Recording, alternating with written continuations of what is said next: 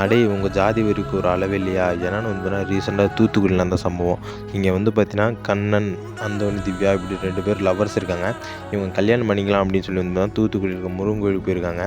First of all வந்து பார்த்தீங்கன்னா அந்த கண்ணன் அப்படிங்கிறவங்க வந்து பார்த்தீங்கன்னா ஒரு இந்து, அந்தோணி, திவ்யா அப்படிங்கிறவங்க வந்து பார்த்தீங்கன்னா ஒரு கிறிஸ்டின் பேர் வச்சுருக்கனால, கிறிஸ்டினாக இருக்கனால முருகன் கோயிலுக்குள்ளே வரக்கூடாது, இங்கே கல்யாணம் பண்ணக்கூடாது அப்படின்னு சொல்லி வந்து பார்த்தீங்கன்னா வெளியே போக சொல்லியிருக்காங்க.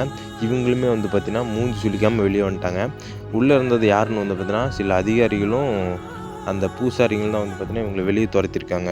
இப்போ வந்து பார்த்தீங்கன்னா மூஞ்சி சுளிக்காமல் வெளியே வந்துட்டாங்க. ஏன்டா அவன் என்ன உன் பொண்ணை கூட்டிகிட்டு வந்தானா, இல்லை உங்கள் வீட்டுக்காரனை வந்து கல்யாணம் பண்ணானா? அது கோயிலுங்கிறது ஒரு புனித ஸ்தலம். அங்கே வந்து பார்த்தீங்கன்னா யார் வேணால் கல்யாணம் பண்ணலாம். உங்கள் வீட்டுக்கு ஒன்றும் வந்து கல்யாணம் பண்ண கிடையாது, சரியா?